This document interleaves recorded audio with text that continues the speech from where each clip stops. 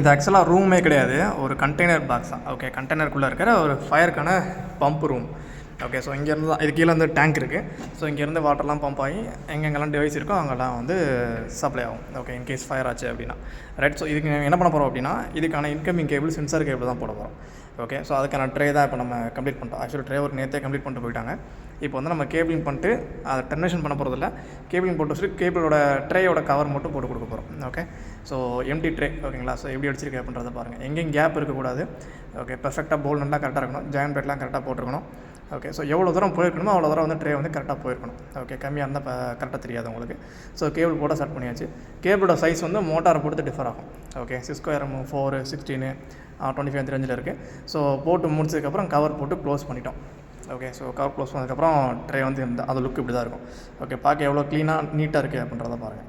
So அந்த work எப்படி இருக்குது அப்படின்றத கமெண்ட்டில் சொல்லுங்கள். தென் இதில் எதுவும் டவுட் இருக்குது உங்களுக்கு அப்படின்னா நீங்கள் கமெண்ட்டில் சொல்லுங்கள், நான் க்ளியர் பண்ணுறேன். ஸோ எல்லாமே கரெக்டாக பேனலோட இன்கமிங்கு போயிடுச்சு, டெர்மினேஷன் மட்டும் பண்ணல. ஓகே.